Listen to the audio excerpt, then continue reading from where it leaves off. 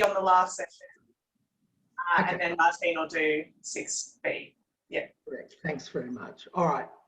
Sorry. Okay, and I'm going to officially take over now because we've eaten 1 minute into the session. So welcome to this session that has three terrific speakers. We've got Andrew Parnell, Jeff Hall and Malcolm Abott all speaking. Usual rules and Zoom rules apply. Please turn your microphone off when you're not actually the speaker. And if you have any questions, perhaps, or you want to be asked at the end, click them into the chat section. We can record them that way as well. And if the speaker looks like they're going a bit too long past 20 minutes or so, I'll give you a couple of minutes warning just to let you know time's getting tight. So over to Andrew. Okay, thanks Martin. I'll just share my screen.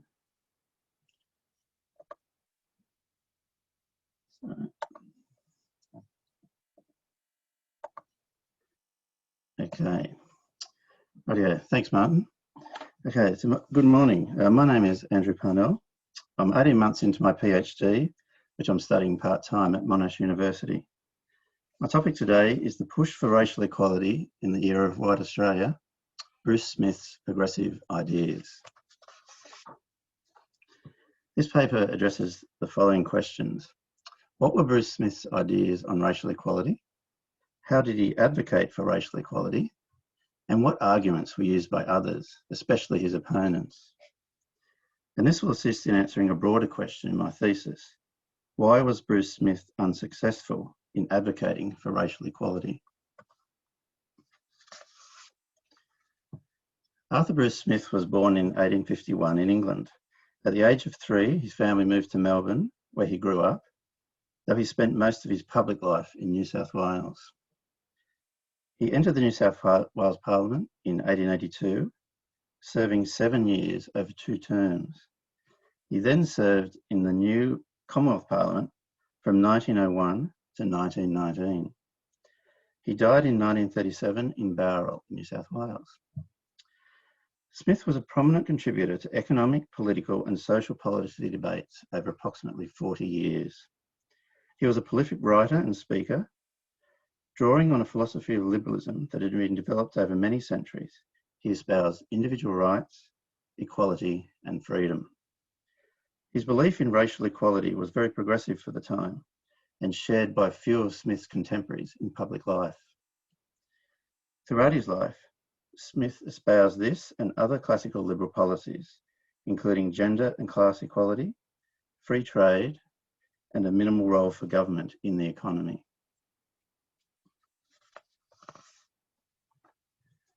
This paper examines Smith's ideas on racial equality in the context of the environment which led to the White Australia policy being proposed in the first Commonwealth Parliament. Information about this environment is obtained from Geoffrey Searle's The Golden Age, Peter Gibson's paper on the Chinese furniture manufacturers, and other works. Very little has been written on Bruce Smith, especially his ideas on racial equality. The few works on Smith focus on his attitude to the role of government. In terms of the Australian liberalism and history literature, David Kemp's History of Australian Liberalism discusses Smith's ideas on racism, and a few works on white Australia mention Smith because he stood out as a prominent opponent.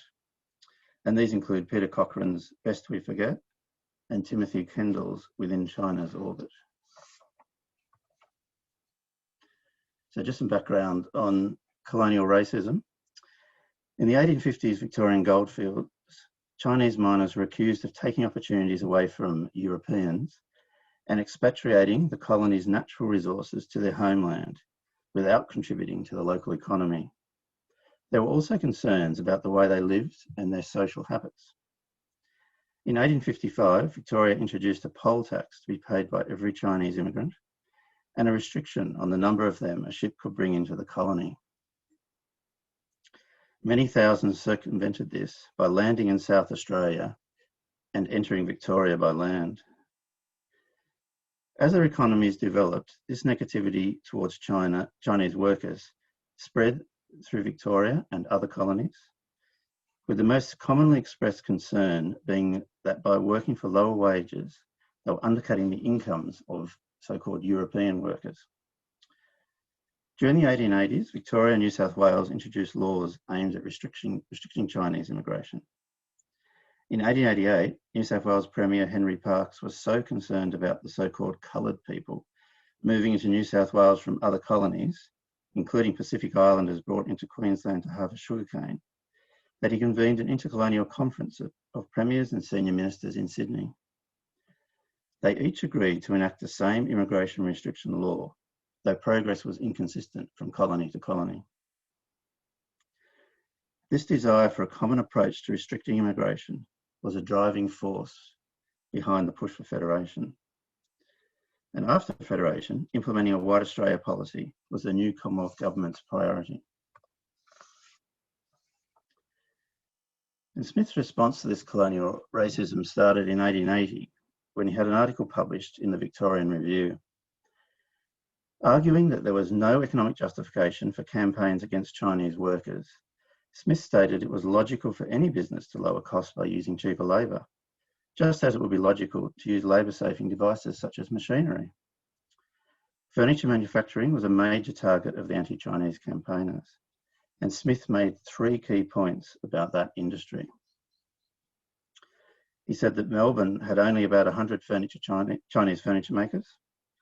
Wage data showed the difference between Chinese and European wages was well below that which was claimed by the anti-Chinese campaigners. The apparent threat had grown so gradually that it was unlikely to have had a major impact on the industry. He contrasted it with the introduction of the cotton spinning jenny in England, which led to a significant increase in productivity and massive job losses. Consequently, as the anti-Chinese feeling could not be justified for economic reasons, it was a result of political populism exploiting racial prejudice in the community. Coverage of Smith's article was in the context of newspapers reviewing that particular edition of the Victorian Review. Some newspapers were supportive, though most were critical. And the main criticism was Smith's apparent lack of concern for European workers. They did not address Smith's key argument about it being a political and racial issue, rather than an economic one.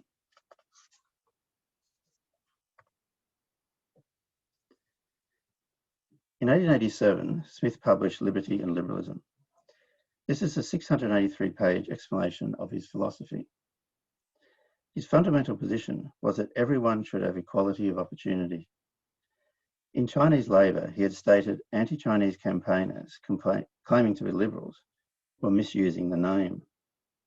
He elaborated on this broad theme in Liberty and Liberalism, claiming Victorian politicians running under the Liberal banner did not adhere to the true liberal values, including equality regardless of race, gender or class. Liberty and Liberalism received extensive press coverage, though research indicates racial equality was not mentioned. After Federation, White Australia was the new Commonwealth Government's priority, and the main plank was the Immigration Restriction Bill. Introducing the bill to the House of Representatives, the Minister for External Affairs and Prime Minister, Edmund Barton, emphasised the urgency of the legislation. He took widespread support for granted and put forward few arguments in favour of White Australia. His focus was the definition of prohibited immigrant.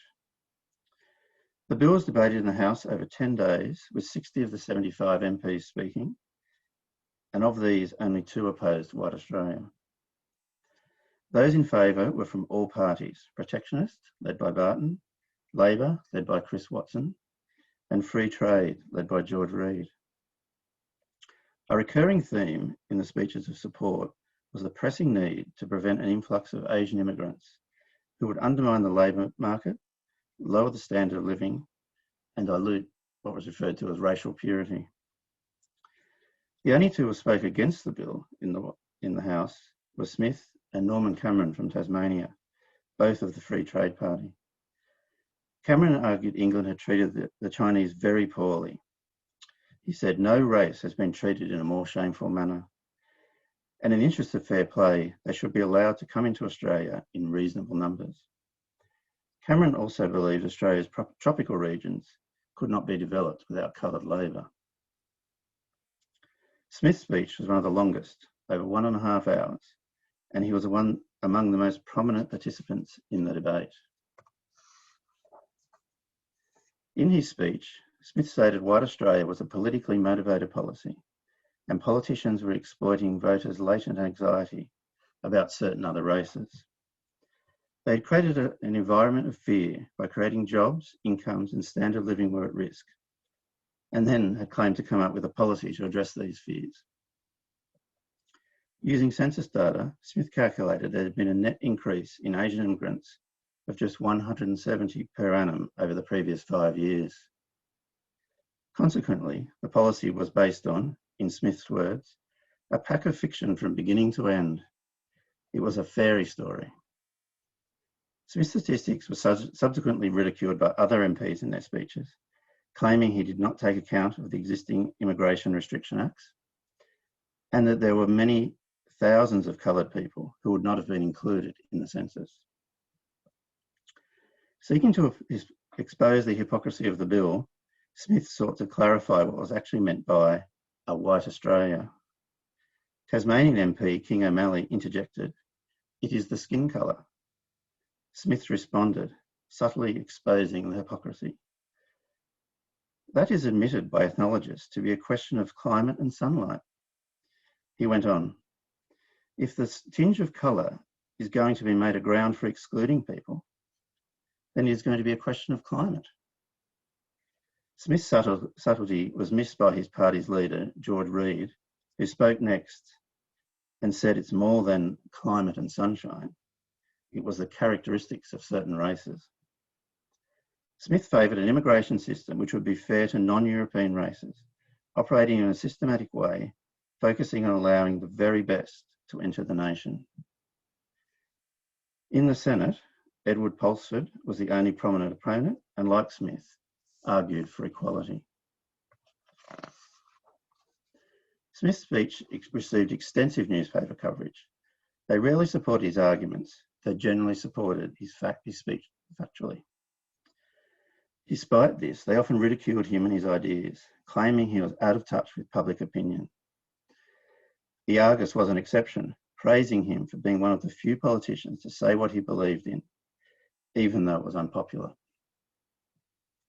The ridicule and vilification continued for the rest of Smith's public life, though he continued to seek ways to advocate his ideas. For example, in 1903, he subsidised and encouraged publication of a book titled Colourphobia, an exposure of the White Australia fallacy, by his friend Edward Vauxhall.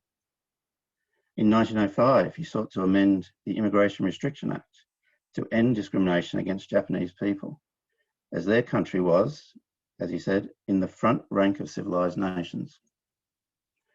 And then in 1914, he published Paralysis of a Nation, in which he advocated Pacific Islander labourers to remain in Australia, criticising the practice of forcing them back to the islands of their savage ancestors. And despite claims that he was not reflecting public opinion, Smith was extremely popular in his electorate of Parkes in Sydney's inner western suburbs. In 1903, the first election following the debate, he received the most votes of any MP in the Commonwealth, and his remained a very safe seat until 1917. Even the Bulletin, probably his most ferocious critic, was forced to admit he had considerable local electoral appeal.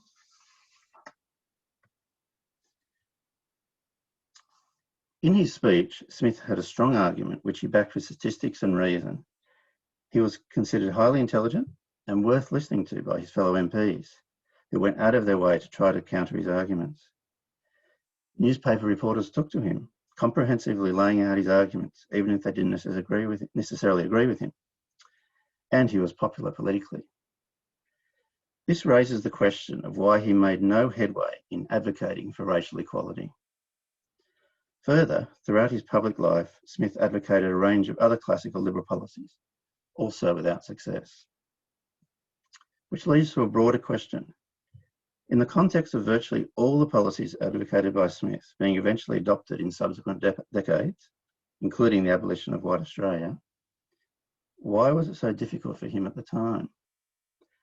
Is selling classical liberal economic and social policies an ongoing problem? This is a question I'll consider as part of my thesis, and this paper raises some preliminary ideas. Liberalism is concerned with national or community-wide benefits, which can be more difficult for politicians to sell compared to policies which might benefit voters directly. This is particularly relevant where an electorate is dominated by people with the same or similar vested interests. A working class dominated electorate in the late 1800s, presented with evidence of Chinese behaviour over many decades, was likely to have been receptive to the idea that their own incomes, conditions and job security were under threat. So it may be that classical liberal policy development needs to address the temptation for people to consider self-interest and convince them to look to the broader community or national interest. As Smith wrote in his article, Chinese Labour, when he warned society against what we today call populism, now the working man, as a rule, is alive to his own interests and capable of distinguishing his real from his counterfeit friends in the ordinary transactions of life. But it appears, unfortunately, that when you take him out of that sphere into the maze of politics, he is helpless. So thank you, and got time for questions. Thank you, Andrew. Do we have questions?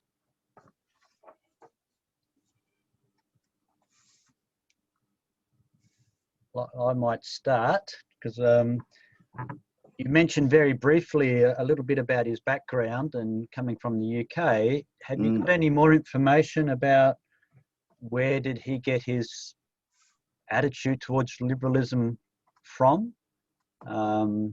What was his upbringing to influence him in that way? And yeah, I'll stop there. Yeah, no worries. Yes, he, the speculation, well, one of his few biographies said that he got it when he was at the University of Melbourne, actually. And there was a particular lecturer there who started, Professor William Hearn was the university's first professor of political economy. And apparently he had a considerable influence on Smith. But in terms of actual authors, Herbert Spencer was a significant influence on him, as well as John Stuart Mill. Of the few people that have written about him, there's a little bit of confusion. David Kemp seems to think that it was more broad, whereas Yvonne Larson, who did a master's thesis on him in 1974, she seems to just focus on Herbert Smith, and she's sometimes a bit patronising towards him and just says, oh, all he does is regurgitate Herbert Spencer's ideas, whereas other authors such as Gregory Mellish and, as I say, Kemp, credit him with a broader approach. And asking about his childhood, and I think that's a good point actually, because his father was Howard Smith, who started the big shipping company, and he had a pretty laissez-faire sort of childhood, from what I gather. So he had to be very independent, very resourceful, and that flowed through the rest of his life and very influenced his the liberal attitudes. Thank you. Yep. So anyone else got a question that they'd like to ask at this stage?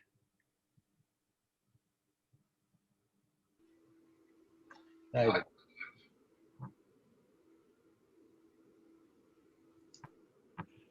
We might have to try that again, David. You're a bit frozen there.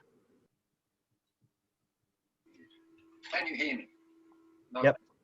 You can. Good. Thanks. Thank you, Andrew. Very interesting. I wonder if context matters here. So the 15 years between the 1890s and into the early 20th century, I mean, Australia goes through terrible, well, its financial system falls apart, the banking crash, we have a very deep recession, we have a very long Federation drought. Britain's ability to defend Australia is perhaps under some sort of concern with struggles in South Africa, with Japan beating Russia as a fully industrialised nation in the Northern Pacific. And I wonder, in that context of just raised concerns and fears about living at the end of the world in a very unstable and potentially dangerous position, was a receptive environment in which for Smith to be pushing, these highly, if you like, abstract sets of principles about governance and behaviour. Yeah, that's a really good point, David, because although the the anti-Chinese, anti-immigrant sort of feeling had been developing probably before that, but then as you say, that was when it really came to a head. And Smith hadn't been all that active before that as well, in terms of, because he was in New South Wales Parliament and I couldn't find any speeches he gave on racism. So it really wasn't until 1901 when this act came to the Commonwealth Parliament that he became active. I think you're exactly right, David. There's this underlying threat of the hordes coming, and maybe Britain wouldn't be able to defend them, and Britain wouldn't have been interested in defending anyway, if they were just peaceful immigrants, as it were. And in fact, that's something that I didn't put into the presentation, but it's an underlying the conflict between the British government and the Australian government over how to stop non-white immigrants coming into Australia. That was the biggest issue, actually, but it was sort of peripheral to my key points, so I didn't include it. But it's that's a good point, David. Thank you. We have a question on the chat as well from Deb Oxley. And did he say anything about Aboriginal Australians?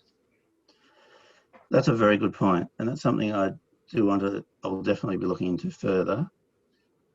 And a few people, he didn't raise it in his speeches, no, and a few people did comment on that if you want to have a white Australia, you've got to remember, and in fact, Cameron did make that point as well. You can't have a white Australia when there's, non-whites already here. But that's a really good point, and that's something I do want to follow up. I haven't got to read all of his publications yet on lots of different things, but his attitude to Aborigines is very interesting because he, strongly advocated equality. He was very radical in terms of gender equality. He wanted equality in the workplace. This is in 1902 when no one else really wanted that. But yes, that's a good point. I'll follow that up. Jeff, did you have a question? Was that a signal from you? No, sorry, just scratching your head. Okay. Got time for about one more question. If there's nobody else, the other question I had was about, I had two others. One of them was, do you have any understanding of the basis of his appeal locally? Because if he's standing against the general trend and yet his local electorate seems to love him, so he's got to be doing something right at that level. And then the second part of the question, because just watching the time, do you have any other information, you might still be gathering this, about his network of like-minded people? Generally, you get a group of you, ultimately, even if they're just people you correspond with or swap ideas with. And yeah, no, they're really good questions, actually, Martin. And so what's the first one again? It was about his appeal to his electorate. Oh, yes. What I was going to say about that, he was a great speaker, very convincing speaker, and he was very popular. His speeches were well attended, just based on newspaper reports of his speeches. They were very well attended, even by people who didn't agree with him. They went to stir him up. But he, and I think that's one of his, and he was also a great writer, very convincing writer. He had the practice of going right back to the beginning, talking about what's motivated this particular way of thinking, and very methodically pulling apart arguments that he didn't agree with. And I often actually think he would have been better off not being a politician and just being a writer and a speaker, and he probably would have had more success in getting his views sort of adopted. I think that would explain his the way he could convince people, because as I sort of said at the end there, to encourage people to vote in a certain way that is not necessarily in your vested interest, especially is if, you know, as David says, there's great concern that their jobs are under threat, their country's under threat, whatever. He was, must have been very convincing. Mm. And the second question on networks is actually very interesting because, and that's something I definitely want to follow up. And a good example is William Macmillan, who was apparently a great friend of his, and all of those archives are in the Mitchell Library in Sydney, so I plan to get there because I'm based in Melbourne, get there at some point. But William Macmillan actually spoke against racial equality. Because George Reid, who was the leader of the opposition, wasn't there to respond to Edmund Barton's speech. So William Macmillan must have been the deputy. So he spoke, and he wanted to go further with the definition of prohibited immigrant. He wanted to go past the dictation test, which was what the government was pushing for, and he wanted an outright ban on anyone who was coloured, basically. So poor old Smith was left. But I think that was the great trouble he had with networks, is that he followed this classical liberalism. All the tenets of it he embraced, whereas I think most of the other people that could have been in his networks, and I think they still were, but in terms of promoting his ideas, they picked and chose a lot. So William Macmillan, great supporter of free trade, but did not support either racial equality or even gender equality, based on his speeches in the Parliament. So, but that's a really good point, Martin, and that's something I definitely am going to build on that point. Yeah. And thank you, Andrew. Thank you. Great paper, and thank you for that. And we'll now be swapping to our next speaker, who is Jeff Hole, and talking on microeconomic reform in Australia in a bit more recent period. So, Jeff, over to you. Yes, thank you very much. And there is a segue from Andrew's session, which is to microeconomic reform, which is that some people maintain that the abolition, dismantling of the White Australia policy was a incredibly important initial step towards opening up the Australian economy to a much greater extent than it had been before. So there is a segue, and I hope everyone can see my screen. Yep. All right, thank you. Well, my name's Jeff Hole, and I'm the novice in the group, so I'm in my first year of my PhD at Deakin University, and really thankful for the opportunity to sort of share my thinking as it's developed to date, and where I plan to take things into the future. So thank you to the organisers. Let me start by saying that in a previous life I was a policy advisor to governments, and working in government I heard a lot from veteran policy advisors about Australia's Great Reform era. According to them, this was a period during the 80s and 90s when governments in Australia implemented wide-ranging reforms designed to lift Australia's economic performance. The reforms included floating of the Australian dollar, financial market deregulation, tariff reductions, the breakup of government monopolies, and tax reforms such as the introduction of taxes on capital gains and consumption. Now, those recounting these deeds usually ended with a lament for the death of community appetite for reform, and also diminution of the capacity of government to implement such reforms. They blamed the changes on, they blamed this on changes in the media, growing political partisanship, complacency resulting from a long unbroken period of economic growth in Australia, and also from the loss of public sector capability and institutional memory. In short, they believed that a policy sclerosis had set in, making further worthwhile reforms unlikely. Now, at the same time, I was advising on contemporary issues in policy areas that had undergone microeconomic reforms. I found myself, for example, advising on how to deal with community anger about rising electricity prices and poor marketing and pricing practices of electricity retailers. The politicians and the regulators were saying that microeconomic reform in the electricity sector had failed. And as a result, I was spending a lot of time advising on how to create hugely bureaucratic regulatory processes to stamp out poor market conduct and improve outcomes for consumers. So rather than a solution for Australia's economic problems, microeconomic reform was increasingly viewed as part of the problem. So this got me thinking about the contrasting perspectives on microeconomic reform. We've got the champions of microeconomic reform on the one hand, who believe that more reform is needed to help increase productivity, wages, and living standards, and to deal with other problems like climate change. There are, however, the reform skeptics who believe that microeconomic reform mostly failed and that instead of more reform, government should concentrate on unwinding past reforms and intervening more directly in the economy to solve our problems.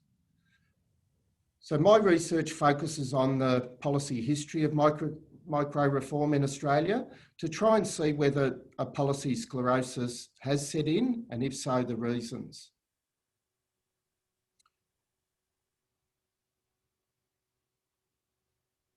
In doing this, I hope the research will build a bit of a bridge between the views of the microeconomic reform champions and the skeptics, and assist policymakers to better advise on the appropriate role of such reforms in meeting Australia's challenges.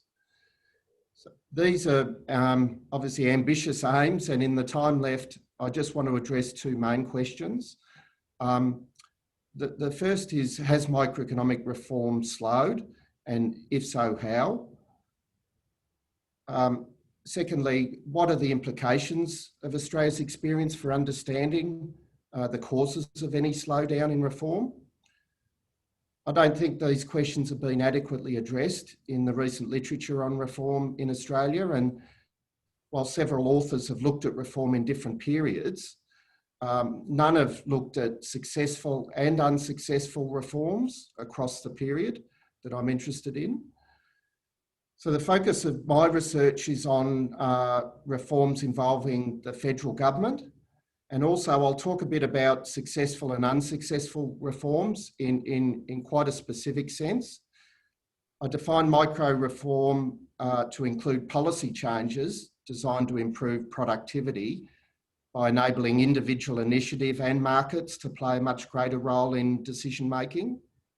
And a successful reform is one that's implemented and broadly persists over time, despite, say, a change of government. On the other hand, an unsuccessful reform is one that's considered, but maybe not implemented, or it's one that is subsequently unwound, repealed. And I think it's important to consider both the successful and unsuccessful examples of reform to help identify the long-term trends and their drivers. And look, finally, I'm outlining work in progress and would very much appreciate questions and suggestions for how to improve this work. So looking at reforms in Australia over the last 40 years, I think it's possible to distinguish three main phases or waves, starting from the early 1980s. Now, some date the commencement of microeconomic reform earlier than 1980, but most previous accounts begin with the reforms implemented by the Hawke government from 1983 onwards. The three phases identified in the chart are distinguished by several main features or differences, including the economic and social context, the ideas that drove policy thinking at different times, the types of successful and unsuccessful reforms, and the policy processes and institutions that influence reform. And in the limited time I've got, I just want to focus on a couple of these features which I think need further consideration in the literature.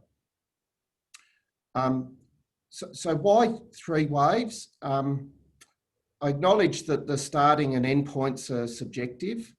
And my main reason for choosing 1991 as a major breakpoint between the first and second waves is that in early 1981, during a period of recession in Australia, the Hawke government released an important policy statement that committed to a significant broadening of the reform agenda into new areas.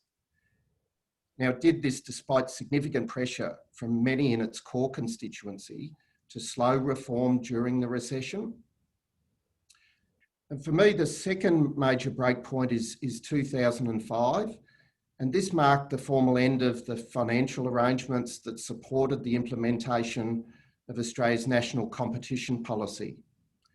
And this policy played an important role in driving microeconomic reform across a wide range of sectors of the economy.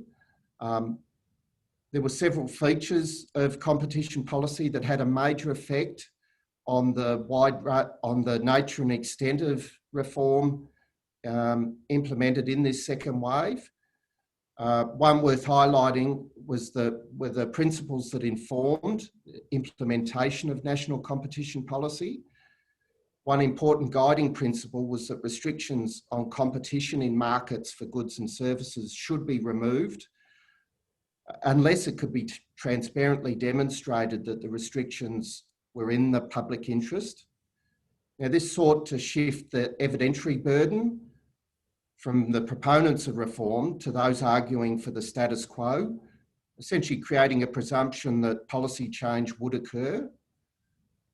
In the second wave, reform occurred on a very broad front at national and state levels, and there are just simply too many changes to include in this slide. So I think breaking the reforms into three waves helps to illustrate the nature of the slowdown in microeconomic reform that the policy veterans have talked about. And although I have more work to do to catalogue the reforms, especially in the third wave, I think it clearly shows that unlike earlier waves, reforms were more likely to be unwound in the third period. In the third wave, we see the contentious work choices, labour market reforms of the Howard government repealed by the Rudd government. Likewise, taxes imposed on carbon and mineral resource rents by the Gillard government were repealed after the Abbott government was elected. Of course, there are fewer changes of government or Prime Minister in the first two waves that I have here, reducing the opportunities for a new leader to overturn previous government policies. However, opposition parties supported many of the reforms implemented in the first two waves. There was only a limited number of reforms introduced in those two waves that were opposed by opposition parties at an election, such as changes to tax changes introduced by Labor early in its period in government.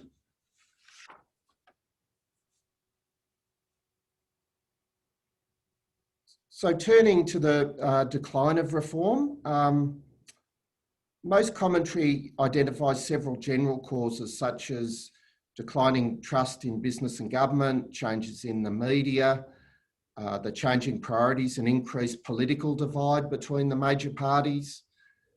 Some have argued that these general changes in society, that there are been general changes in society that have heightened scepticism about the benefits of reform. that have reduced the sense of urgency for reform, and also therefore reduced the likelihood of bipartisan agreement on reforms. There's also a view that the influence of economic advice has declined from the high levels attained in the 80s and 90s. Authors such as Pusey and others argue that one of the main reasons for widespread reforms implemented in the 1980s was that economists dominated the major bodies advising governments on policy, giving them an unhealthy influence in debates. Some have also pointed out that governments now seek advice from a much broader range of sources. In my view, these are insufficient explanations for the slowdown. I think they help explain the general appetite or support for reform, but not the pattern that's observed. And if I just go back to the chart, what I think the chart shows is that even though reform slowed, it didn't stop. And during the third wave, some really important reforms were implemented. Two important examples are the National Disability Insurance Scheme and the Consumer Data Right. The NDIS is an important microeconomic reform in the sense that it's designed to improve outcomes for people with disabilities by giving them much greater choice over how they use the available financial support, and also by strengthening markets for the provision of services to people with disabilities. Likewise, the Consumer Data Right is a scheme to clarify consumer ownership of data held by companies and to facilitate data sharing with trusted parties such as price comparison services. The scheme's designed to enhance consumer control and promote competition in sectors of the economy that have been through microeconomic reforms, such as financial services, electricity, and telecommunications. It's being rolled out in the financial sector and coverage will eventually expand to these other services. So I think the changing nature of the reforms successfully implemented in the third wave is also really interesting. Prioritisation of reforms such as the NDIS and the Consumer Data Right highlights how the objectives of microeconomic reform may have shifted beyond a focus on improving productivity to include other goals such as increasing control for consumers and disadvantaged groups. Now, returning to the issue of the decline of microeconomic reform, I think there's an opportunity to tell a richer story about the recent history of reform in Australia and the changing patterns of reform. Oops, sorry. The first and probably most obvious aspect that should be incorporated into explanations of the decline in reform is the politics. And while there's been work done attempting to explain why microeconomic reform became a major focus of policy making in the 80s and 90s in Australia, there's very little work on the political economy of reform since, that is during the third wave, trying to explain the trend and pattern. The previous work suggests that at a point in time, each reform in the chart is going to differ in terms of its technical complexity and also its political complexity. The political economy literature identifies many factors potentially affecting political complexity, such as the views of those in the policy community, including policy entrepreneurs, their influence on the public and political support for reform, the influence of and capacity of partisan political and private interest groups directly affected by reform. Also the political environment, such as whether there's a burning platform for change, the quality of the political leadership and the policy processes. The importance of politics in influencing the nature and timing of micro-reform is illustrated by the reform experience in the first wave. During this period, the Hawke government resisted pressure from the opposition and business groups to implement much more far-reaching reform in the labour market, and in areas like waterfront, telecommunications and postal services. It's been argued that the government's approach to these issues strongly reflected the level of support or opposition from the Labor government's core constituency in the union movement, making reform in these areas much more politically complex and costly. In fact, this led to major criticism of the Australian government in this first wave about the slow pace and limited extent of reform. Critics pointed to more rapid and extensive changes going on in countries like New Zealand, the United Kingdom and the US to make the case for more rapid change.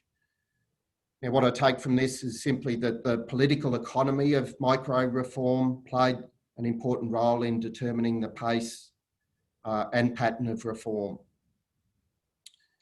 So in the limited time I've got left, just let me say that I think there's a lot of scope to enrich our understanding of the recent experiences of microeconomic reform in Australia, and the work I'm doing at present involves trying to apply political economy frameworks to the case studies, which I have underway into the electricity sector, resource taxes and social services like the NDIS and vocational education and training. The other point I want to make is that I think attempts to explain the decline of microeconomic reform also miss the important influence of formal institutions. I think one of the standout features of the second wave of reform was the focus on designing new institutions to support the development and rollout of national competition policy, which led to a very broad range of reforms. These institutions established under the NCP included the principles embodied in national reform agreements, such as the one I mentioned about the presumption that restrictions on competition should be removed unless they were found to be in the public interest. Formal institutions were also important. And under the NCP, there were financial payments for cash-strapped states, which were contingent on implementing agreed reforms. And a body, the National Competition Council, was established to monitor implementation of the reforms. There was an overall very high level of transparency built into the institutional framework. So let me now conclude with just a few high-level conclusions and suggestions for further work. So first, my reading of the policy history supports the view that there's been a decline in micro-reform. Those policy veterans were right. However, the story is much more complex. There was a lot that the Hawke and Keating governments chose not to do or didn't do, demonstrating that the politics of micro-reform significantly influences the agenda at a point in time. Another feature of micro-reform in Australia is that the types of reforms on the agenda appear to have changed.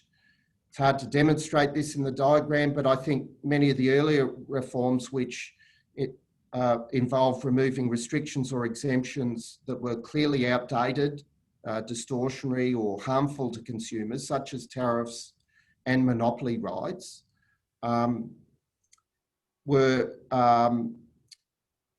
that was where the focus was with a lot of those reforms, and many of those reforms on the agenda in later periods were much more difficult, both technically and politically. So reforms to electricity and gas markets were very hard in a technical sense, but the creation of a national market was not politically contentious at the time, unlike the privatisation of electricity businesses. Tax changes such as the introduction of the GST, carbon pricing and taxing mineral resources were both technically and politically very complex, producing identifiable winners and losers, and were strongly opposed by oppositions at the time. So in contrast, the development of the NDIS and the consumer data right were technically difficult, but much less politically contentious. So just finally, I think there's some really useful lessons to be learned from looking at the experience with micro reform in Australia. We need to focus on the political economy of reform, not just the public interest case for it. I think also that policy advisors need to think a lot more carefully about the types of issues that should be on the agenda. I think it can be argued that a lot of the technically and politically easy reform has been done. But other areas like tax reform, regulatory simplification and harmonisation, often called red tape reform, are both, unfortunately, for reformers, both technically complex and politically challenging. On the other hand, the development of the consumer data right is an important example of a reform that's important economically, addresses contemporary policy concerns, and while technically very complex, is much less politically contentious. So I think this rethinking of the agenda is happening, and bodies like the Grattan Institute have done some really good work on how to go about prioritising reform. I also think there's a need to focus on the institutions that support the development and implementation of reforms. As I pointed out, many of those successfully implemented under the National Competition Policy required a high level of federal-state cooperation, and the NCP agreements and incentive payments help to encourage and implement reform. On the other hand, the decision to abolish COAG and institute a national cabinet, whilst an important development, is one that I think needs to be much more widely discussed and debated. So let me just close by returning to where I started, which is the gulf between the reform champions and the skeptics. What I've tried to do is lay out more of the historical context to inform that debate, and indicate where I intend to do future work to better understand the reasons for the observed pattern and direction of reform. So there's a lot of work to do, but in the meantime, the debate between the reform champions and the skeptics is going to continue. So thank you very much. Thanks, Jeff. We've already got some questions in the chat box. So Malcolm, did you just want to perhaps verbalise your question so that Jeff can quite get it? You have to turn your mic on, of course. Hi, am I on air now? Sorry, I meant Malc. Yeah, oh, go Malc. Oh, sorry. No, yeah, it was you. Yep, sorry. It was me. Okay. Yeah. No, very interesting paper, Jeff. I just, some years ago, I did some research on the waterfront industry with a colleague, James Reveley, and we used the notion of institutional path dependence to help understand the pace of change on the waterfront, and the notion that you get lockstep changes occurring in order to overcome institutional barriers. And in the case of the waterfront, technology was a key mover with containerisation. But I was just wondering whether you've considered using the concept of path dependence as a general analytical tool to help understand how reform processed or developed and eventually slowed, as you've suggested. Yeah. Thanks, Malcolm. And the short answer is yes. So I'm thinking about the high level pattern of reform that I've tried to sort of lay out in that earlier slide. One of the things that's very interesting for me is the policy processes that sat behind the development of the reform agendas. So in the Hawke period, the commentary's very much focusing on the policy processes that were followed, the consultative, corporatist approach to policy development, which then evolved perhaps into the second through into the second wave to the development of these more structured institutions to support the development of the reform ideas, the sorting of priorities, and the implementation of the reforms. And you know, I think there's a story there which you know can be told. As I said in my presentation, I think that the work that I've looked at on sort of the timing of reform doesn't talk a lot about institutions, and I think institutional path dependencies an important element of that story. So I think it's a very good idea, and I'll certainly have a look at your work on the waterfront. Thanks for that. Thank you. Thank you. Lionel. No, I'll pass to Malcolm. He'll have a better question than me. Okay, Malcolm. Yeah, look, I really enjoyed the paper. One question I have is the difference between the states. You talk about electricity privatisation. Electricity privatisation took place very swiftly in Victoria and South Australia. It only took place in New South Wales and Queensland with a lot of contention. Has barely taken place at all in states like Tasmania and Western Australia. The pace is not the same across the different jurisdictions. And I wonder if you looked at the different jurisdictions and you compared how microeconomic reform evolves across the 6 states, if you'll get some sort of idea about why it goes fast in some periods in some places and why it doesn't really go very fast at all. I mean, I'm thinking of Western Australia where, you know, state-owned generator companies are still predominant. Yep. Yeah, that's it. Look, it's one of the reasons I think electricity is a really good case study and a way to sort of attest the robustness of, you know, some of the political economy models that have been used to look at the timing of reform. It's like a you know, a bit of a natural experiment, isn't it? That you've got different jurisdictions, you know, embarking on a series of reforms shaped by the Commonwealth or in cooperation with the Commonwealth, and the pace and pattern differs, as you've pointed out. So it's one of the reasons I like that as a case study, as a way to test the robustness of a political economy approach to the nature and pace of micro reform. And yeah, be very interested in talking to you further about that and how to develop that case study.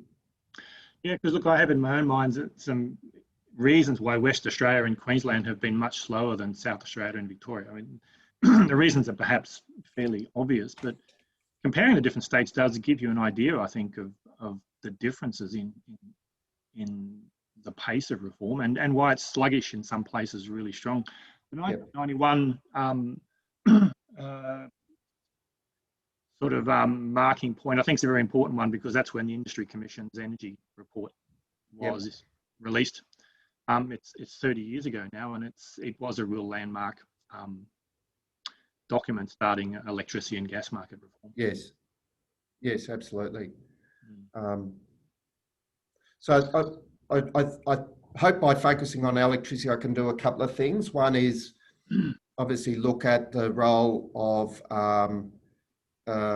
you know, political complexity, as I sort of expressed it in the presentation, in determining the pattern and pace of reform in that sector, but also looking at the institutions that supported the development of the reform, and you know, that includes important precursors like the Industry Commission report that you mentioned, Malcolm. So I think that's an important part of the story. What do you think about the role of the financial desperation of some of the governments? South Australia and Victoria were in financial straits in the early 90s, and Western Australia and Queensland have never really had quite the same level of desperation that those 2 states had. Is that a motivator for microeconomic reform or lack of it? Yeah, the way I've defined micro reform in the presentation was a focus on productivity, but of course, a lot of reforms were undertaken for a range of reasons, not just to improve productivity. So, you know, reading the Victorian material on public material about why the industry was privatised there, it refers to productivity issues and a view that, you know, the efficiency of the industry would improve under private ownership, but it also refers to, you know, the financial situation of the state, the need to reduce debt, and privatisation as a means to achieve, you know, other ends. So I think with all the reforms, there are often complex objectives that sit behind them, which is sort of, on the one hand, makes telling a story a bit harder, but also, I think on the other hand, highlights the need for a political economy approach to looking at the timing and pace of reform. Thanks. Okay, I think I have to cut you off there, Jeff. Thank you very much for that paper. And we're actually going to continue looking at utilities now with paper by Malcolm. So over to you, Malcolm. Yeah, okay, let me see if I can get my... People who've got their microphones open other than Malcolm, could we turn...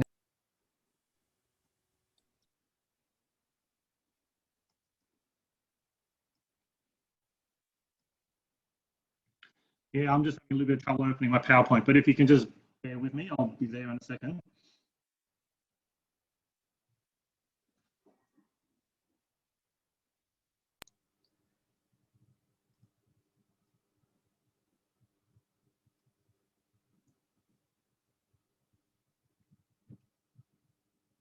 It was going to be an unusual session if we had no slight delays due to technology. So I'm glad we've kept the consistent.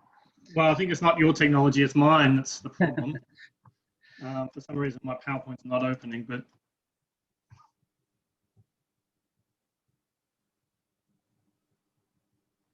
we'll just give it a little while. look, I might have to reboot at this end. Okay, Guys. well, Yeah. do what it takes. We'll talk amongst ourselves for a minute or two and wait for you to get back online. While you're doing that, I've got a quick question for Jeff. Is policy entrepreneur another term for lobbyist? No, I think it refers to, you know, it could be politicians or policy advisors who are influential in getting an issue onto the public or political agenda. So an example is, I think it's John Deeble, who's sort of identified as, you know, the father of Medicare. You know, so it's individuals or groups, it might be groups, who play a critically important role in getting an issue onto the agenda, where governments have to respond to it, and also providing the solution to a problem when it arises.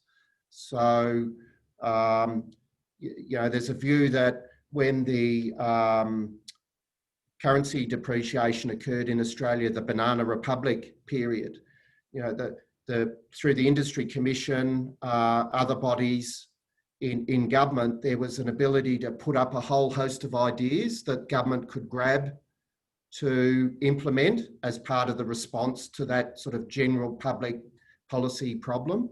Mm-hmm. That's what it refers to. Yeah. Okay. Malcolm's now disappeared from my screens altogether, so hopefully that's just a temporary glitch, and he's got a machine like mine that takes about 2 minutes to power up, and got to get the boiler up to steam before it really starts to kick in. Martin, if I may, Keep going. Yep. Andrew in the comments box made a point about the issues around how do you define the success of reform? Yep. Yeah, please answer it. Okay. Sorry, Andrew, I didn't spot that. So, Jeff, if you want to have a crack at that. Well, do you want to say any more, Andrew? Yeah, sorry. Yeah. Oh, I was just also following on from Malcolm made me think of electricity, and there's accusations of gold plating. So it's the way it was privatised. There's an incentive for them to have a large capital base, and therefore they can show a low rate of return on that capital base. And ports is another example where there's effectively replaced a government monopoly with a private monopoly and not sufficiently regulated. And because I work part-time at the APEBHC, so it's something that we've been pushing for a very long time. And there's numerous examples of where that's happened, and it undermines public confidence in those sorts of reforms. Okay. Got Malcolm back. We might get to think about that answer for a moment. Yeah, I had a little bit of a computer problem here.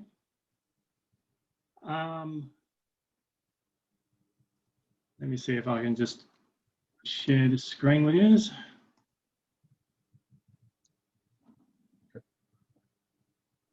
Not being held by the host or something.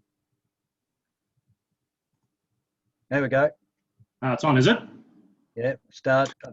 Looks okay, like so this paper I'm delivering today is based on work done by myself and Bruce Cullen.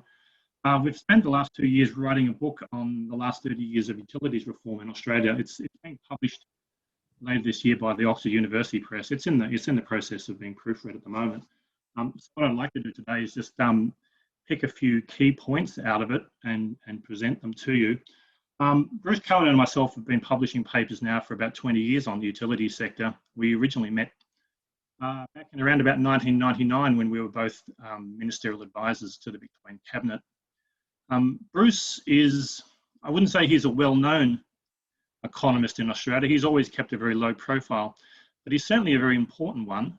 He's been involved as an advisor to a couple of state premiers, one prime minister, been on the board of Snowy Hydro and Big Track and a range of other companies. His most recent work was as the head of the Victorian Licensing and Gaming Commission, so not quite the utility sector. But he was involved in some of the intellectual debates over utilities privatisation back in the early 1990s. And so his views are fairly interesting on the reform of the utility sector. The book will be published later in the year. It's got a lot of stuff on the nature of regulation, which my own involvement mainly includes. But I've avoided a lot of that today because it's a little bit dry and not as interesting to a large audience. See if I can get this thing going.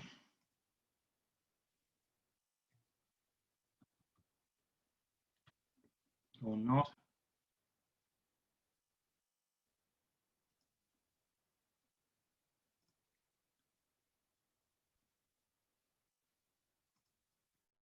Can you see the second slide?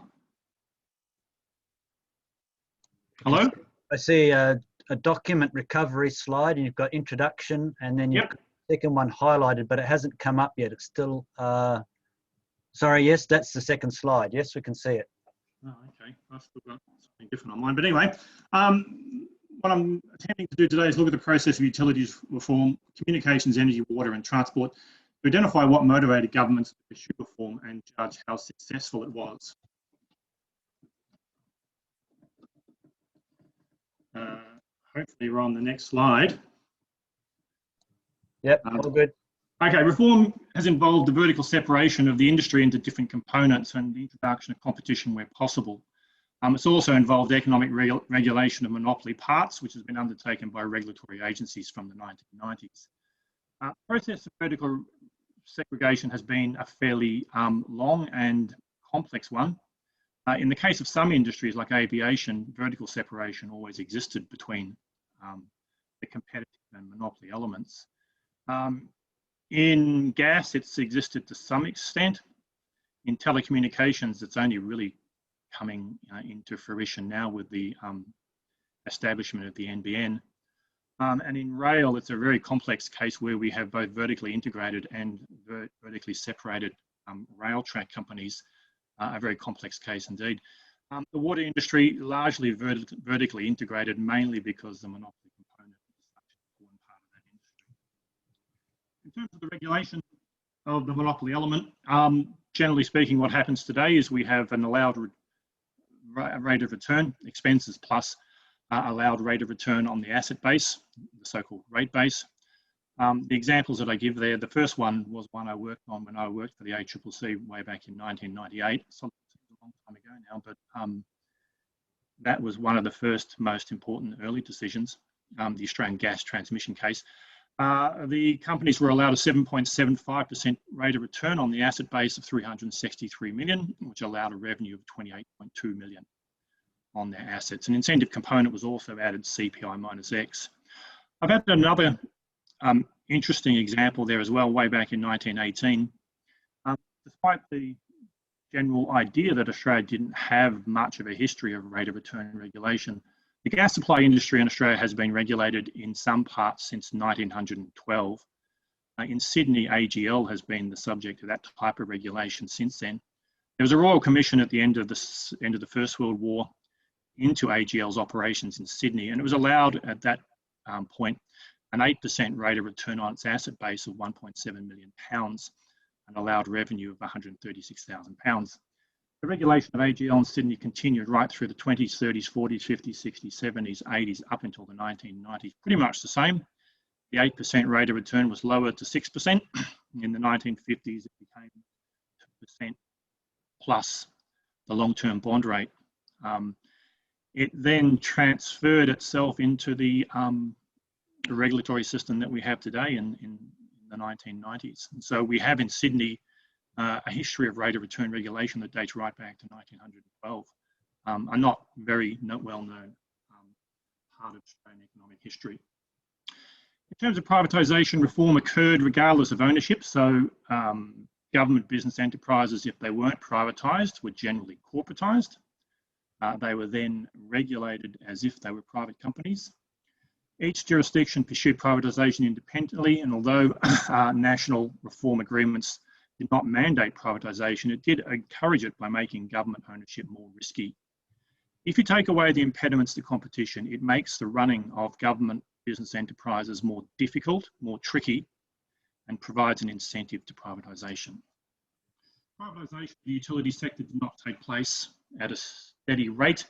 It tended to take place with a bunch of jerks and hiatuses. You can see there the proceeds of privatisation, 253 billion in all between 1987 and the present day. In constant dollar terms there, you can see that they're very strong in the mid to late 1990s when Telstra was privatised, when the Victorian and South Australian energy assets were privatised.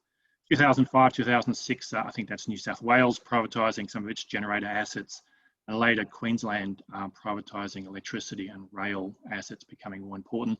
Some port privatisations taking place as well. Around 96, 97, 98, the airports, the major airports were also privatised. So we have this lurching approach with different jurisdictions embarking on privatisation processes at different times. In terms of their motivation, Michael Pollard, in looking at the English case, came up with 6 different motivations that he identified in the British case. Raising funds for government expenditure, reducing government involvement in industry, the ideological aim of privatisation, to improve the efficiency of the public companies, to reduce public sector debt, to curb public sector union power, and to provide wider share ownership.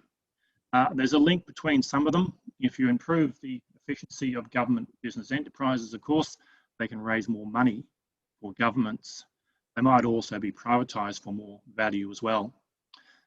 Each of those motivations you can find examples of in the Australian case as well, although I suspect the first one has been the most important, raising funds for government expenditure.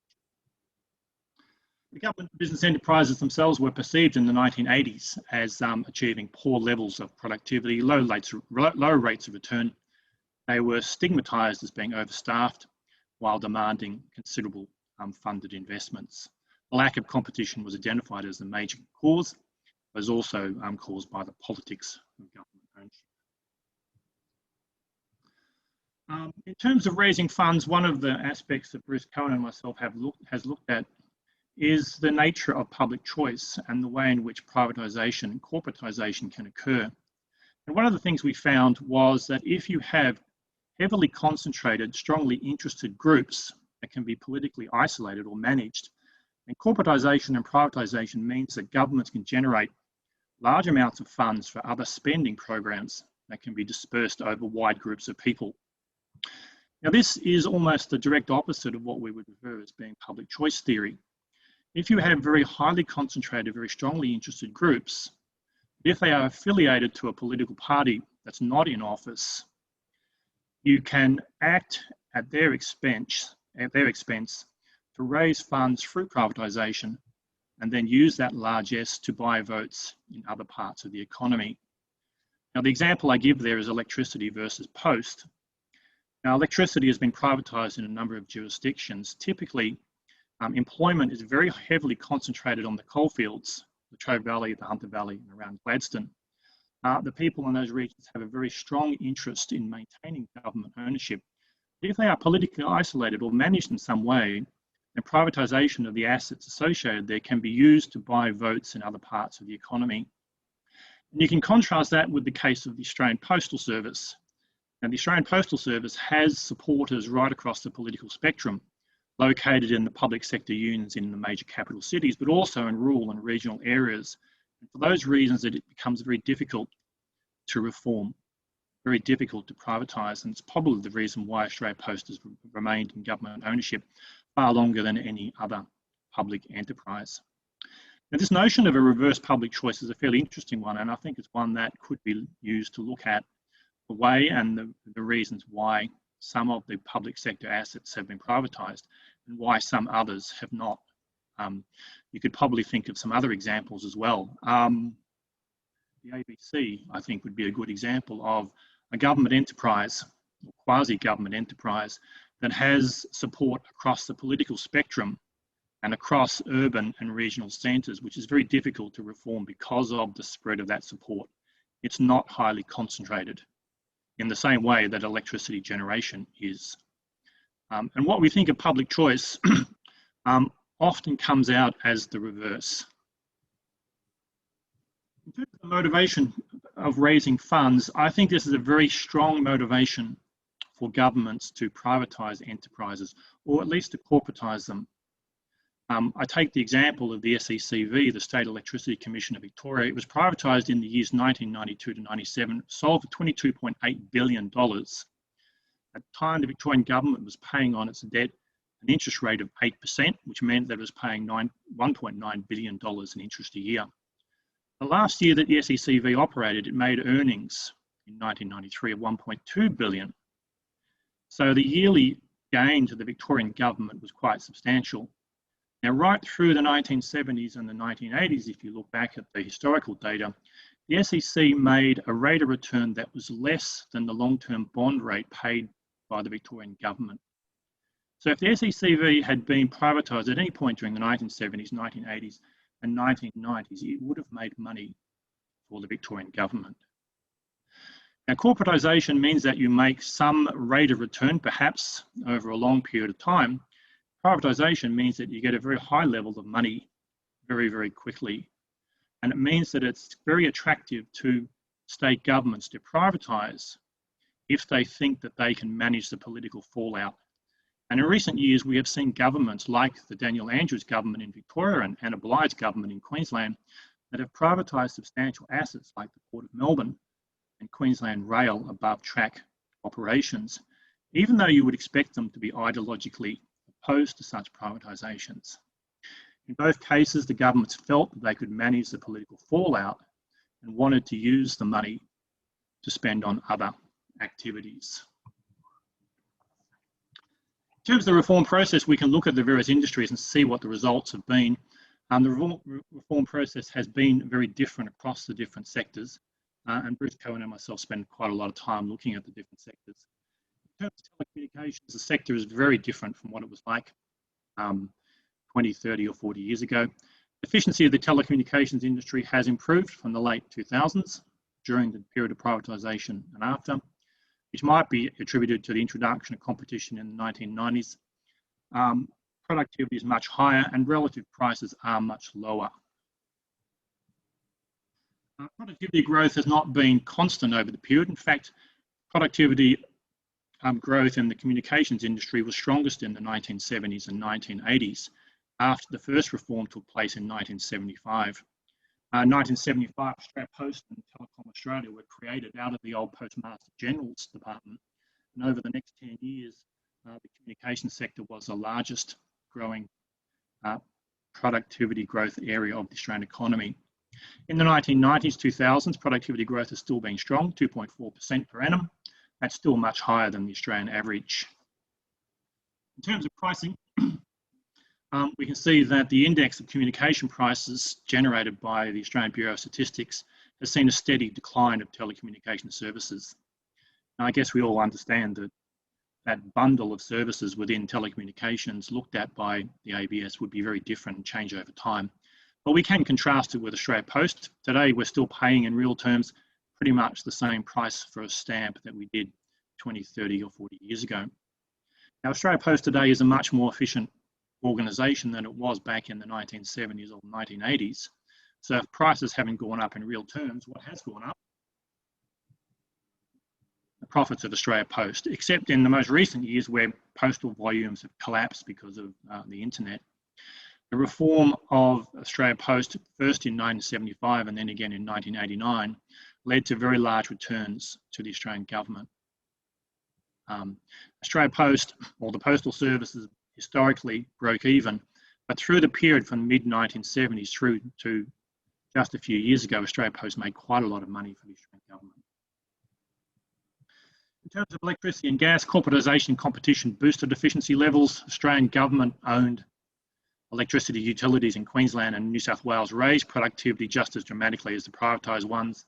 So productivity is important, but probably competition drove it to a much greater degree. Productivity in this sector, electricity especially, has stagnated in recent years for a variety of reasons. Initially, efficiency was increased and prices were lowered, but these were counterbalanced later by increased needs of investment and also because of the uncertain policy environment and the effect of external pressures. The push to switch to renewable energy. In terms of productivity improvements, we see it through the decades like this, 2.1, 2.6, 5.1, and then slowing to negative 1.3. Very strong productivity growth in the sector through the 1980s and then into the 1990s. Long-term course of retail prices looks like this. Real retail electricity prices fairly stagnant, declining perhaps to some degree. And then from 2000 onwards, they start to skyrocket upwards, partly because of the need to increase investment in the infrastructure, the distribution and transmission networks, but also because of the switch to renewable energy. Yeah, I'm racing against time now, so I'll keep going on as fast as I can. Airports, the major airports were privatised in the late 1990s. Privatisation led to increased productivity. This was despite the fact that there was very little competition in this market. Improvements were made prior to privatisation, which took place in 96-2002, in the period of corporatisation, when the Federal Airports Corporation operated between 1987 and 1995. Airports productivity over the long term looks like this, very strong in the 60s, 70s and 80s when growth in passenger volumes were skyrocketing. Slower in the 1990s, but then increasing in the 2000s, 2010s. Privatisation and the breakup of the FAC and the airports sector was most important in terms of the direction of investment. In the period when the airports in Australia were run by the Civil Aviation Department and then by the Federal Airports Corporation, there was a tendency for investments in major projects to be influenced by political factors, which meant that there was an underinvestment in some of the most important airports in Australia, Sydney and Melbourne in particular. Since then, there's been a very large increase in investment in the sector, especially at Melbourne and Sydney. Seaports and rail growth and rail freight transport since the 1990s, as well, there's been a slight decline in the average cost of rail. Greater volumes are passing through the Australian ports, as well as been improvements in productivity. Rail has really been one of the success stories of the microeconomic reform process. Rail transport today in real terms is lower than it was in the past, and the volumes of rail traffic today are much higher than they used to be. Water was more about corporatisation and merging organisations rather than competition. The switch to non-surface water sources has led to a large increase in prices as well. You can see there the annual bills based on 200 kilolitres of water in nominal terms, greatly increasing from 2008 onwards. A very high increase in South Australia water, which led to an inquiry that I worked on 2 years ago with Lou Owens. That very large steep rise has now fallen a little bit, partly because of the very large increases in capital expenditure on water infrastructure. And you can see there very large increases through the 2000s, 2010s. In conclusion, consumers do not benefit very much, except in the areas of telecommunications, rails and ports. This coincided with other changes, especially the replacement of production technology for environmental reasons, renewable energy, desalination plant and recycling plant. There's also been a shift to more cost-reflective pricing, incorporating a return to government. Large increase in water prices is partly due to the fact that the government business enterprises are now extracting rates of return to governments. The index of utility prices in Australia that comes from the ABS looks something like this. We pay more for utilities today than we did in the past, not telecommunications or rail, but pretty much more for everything else. There's been negative effects on individuals and regions, especially those that have seen large reductions in employment. Government finances have been bolstered, although there are concerns raised that sales have been made more vulnerable to future shocks.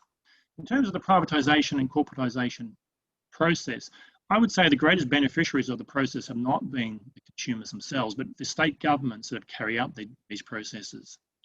And one example that I can give you that is taken from the state of Victoria is simply in the provision of public services. You can see there for Victoria, police, school and nurses, the ratio to population students. In 1992-93 through to 1997-98, because of the financial crisis in that state, the number of police, school staff and nurses declined relative to the population. Since 1997-98, they've all gone up very substantially. And that's partly because of the privatisation process, which provided very substantial amounts of money to the Victorian government. The Victorian government paid off a lot of its debt and then embarked on, first of all, expenditure on infrastructure projects, and then later on social services and the provision of social services. Now, there's a whole lot of other factors that influence that rise from 1997-98 in staffing levels in the Victorian state government. But one of the major beneficiaries of all this reform has been the state governments themselves. The government business enterprises that they now own today make more money for them, and the state governments have often taken advantage of the proceeds of privatisation themselves. As I mentioned before, I worked on the independent inquiry into the South Australian water situation 2 years ago with Lou Owens. It seemed very clear to myself and to Lou that the major concern of the South Australian Treasury was that South Australia Water should make as much money as it possibly could, because it was a major source of revenue for the state government. And I think a lot of the state treasuries are very keen on corporatisation and privatisation for that very reason. There's a very strong motivation to politicians to privatise because, after all, the money comes faster and in much greater volumes if it comes through privatisation rather than corporatisation. Now, it looks like I'm just about run out of time, so I'll end it there. If there are any questions, I'm quite happy to accept them. Thanks, Malcolm. You did a wonderful job in ripping through a large body of material there. We've got time for a few more questions because there'll be a lunch break that people need to take. So any questions? May I, Martin? It's Jeff. Go. Question, Malcolm, thanks for that. I'm really looking forward to reading the book. But one of the things I wondered whether you'd sort of considered in the book in any detail is how to control for the quality of services. So if I think about the price increases in water and electricity, there are a number of people who associate a large chunk of that with increases in security of supply. Yep. So have you dealt with that issue? Look, we generally just simply describe what the different governments have done and the different regulators have done. Whenever you have a regulatory regime in place for a utility, you do generally have some sort of quality measurement in place. You talk about electricity, you know, the number of outages, data on the number of outages is collected by the Australian Energy Regulator. And the companies, when they put in their bids for price rises, will put in suggested levels of investment that they need to undertake to increase quality. Companies like Australia Post, when they go to the APEBHC, they are monitored for the speed of their postal delivery by a consulting company. I can't remember who does it, but I do recall from 20 years ago when I worked at the APEBHC that Australia Post does provide data on the speed of their delivery. So any regulatory regime would have to have in place some sort of quality control, because the easiest thing to do when you have a regulated industry to maximise your profits is to lower costs, and the easiest way to lower costs is lower quality. So regulators are generally aware of that, and will normally have some sort of provision in place to ensure that, you know, security of supply, the security of the network is maintained. In terms of how we deal with it, yeah, we describe as much as we can what the Essential Services Commission did in the past and what the Australian Energy Regulator does in the present, in the context of Victoria. Yeah. Okay, thank you. Any other questions for Malcolm?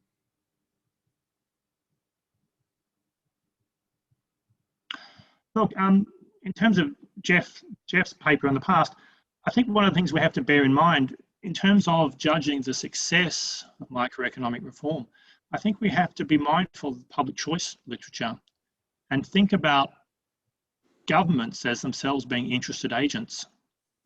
A policy is successful for politicians and bureaucrats if they maximise the revenue, tax revenue that's flowing to them.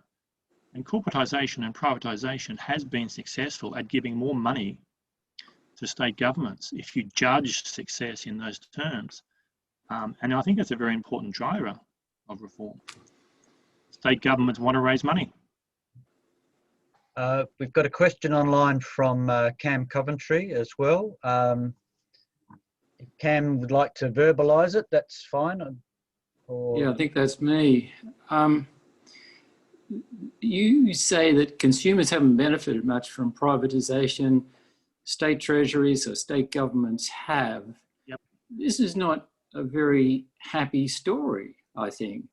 When we think about, you know, governments acting on behalf of us as consumers, would you agree with me that this has not been a very happy experience, privatisation, if consumers don't benefit?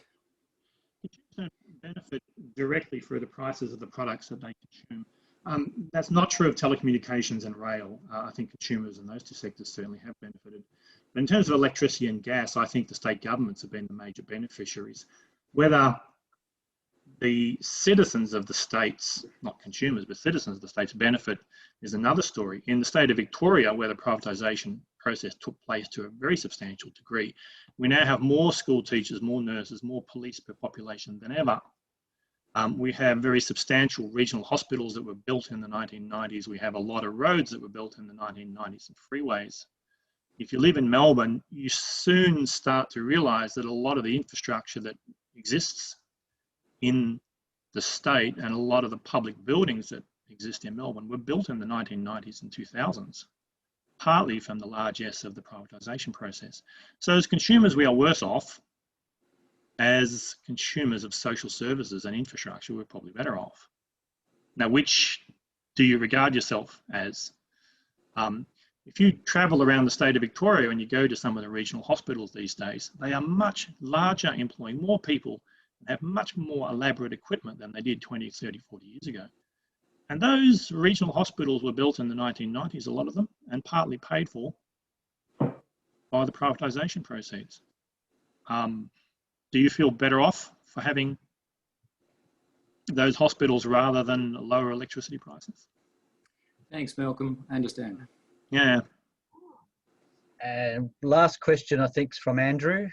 The looking about trade-off between regulation of monopoly and money raised. Andrew, would you like to just verbalise that? Yeah, I was just thinking of the example of the ports actually. For example, New South Wales ports, they privatised them with virtually no regulation of the monopoly. Yeah. So the buyers said, right, we can whack up our fees as much as we like. And so they paid a real premium for it. Yeah. And then in Melbourne, the government had more regulation. And so they didn't get as much for it. Yep. And I know, because I now work at the APEBHC actually, Malcolm. And our illustrious chairman refers to it as a tax on consumers. When they start doing that. I left the ACCC a long time ago, but I remember working for the Victorian government, and the electricity companies all said the same thing. Why are we being regulated so hard? Alan Stockdale and Jeff Kennett told us it was going to be light-handed and we weren't going to be regulated this hard. And our response was always, do you have that in writing? Can you show it to us where that was said in writing? Introduction of the Essential Services Commission. There is a trade-off. Yep. If you have low regulation, light-handed regulation, you'll get more money for the assets. Yep. So what are we? Are we concerned as taxpayers and public service consumers, or are we consumers that worry about electricity and gas prices? But to my mind, I don't know about people in the rest of the country, but in Melbourne, it is very much apparent that a lot of the infrastructure was built in the 1990s in Melbourne. And a lot of the public buildings, exhibition centres and new art galleries and new museums were built in the late 1990s when the Victorian government had shifted from financial crisis into financial wealth through the privatisation process. So, we pay a price and pay the trade-off. I think this is the point where in most conferences, the chair says, we'll continue the discussion at lunch.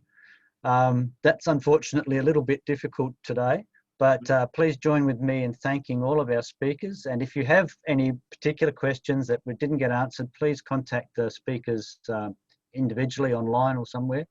And the sessions are supposed to start again in about 50 minutes. So you've got just enough time to rush out and grab a sandwich and come back. But thank you very much to all our speakers this morning. Thank you. Thank you. Thank you.